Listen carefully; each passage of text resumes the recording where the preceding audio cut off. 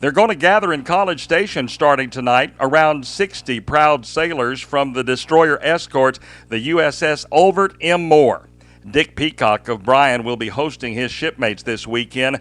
They're going to tell and retell stories of their World War II combat aboard the Moore. We were in 5 different major combats.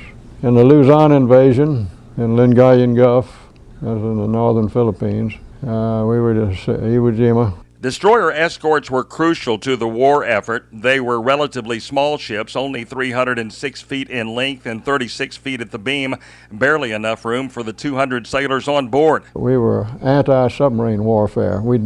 That's what our primary purpose was. We operated with 4 destroyer escorts, including us, which we screened one of the small, what they call a CVE, that's a small carrier. And that was our primary job, was anti-submarine warfare. Dick Peacock grew up in Marlin.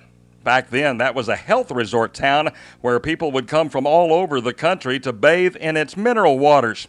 Dick worked for a doctor there before enlisting in October of 1944, eventually assigned to the Ulvert M. Moore. His captain, a fellow named Franklin D. Roosevelt, Jr., the son of the then president. Yeah, he was our captain, president's son, that's right. FDR Jr. Good man too, very good. He was a good seaman.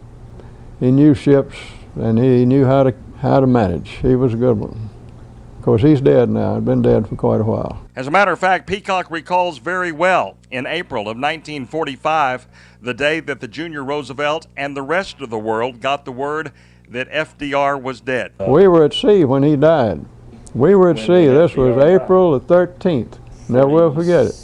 The proud veterans of the USS Ulvert M. Moore and their families reunite about every 2 years. This is their first trip, though, to Texas, and Dick Peacock is looking forward to showing them around. We've had it from Niagara Falls to Charlotte, North Carolina, to Kansas City, to up in Pennsylvania twice, and New York a couple of times, and all over. Most of the men on my ship, due to the fact that the Ulvert Moore was commissioned on the East Coast and came out of the Brooklyn Navy Yard, most of the men came onto the ship from up in that area. There's only 3 men from Texas, and the other 2 are coming.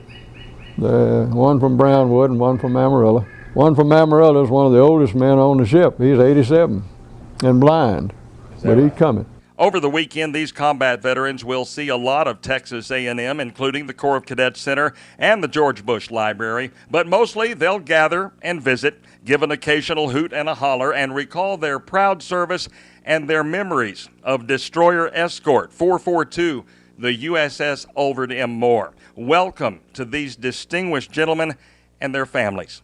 I'm Tom Turbiville. For Meese and Kahn, attorneys at law, this is Bravo, Brazos Valley.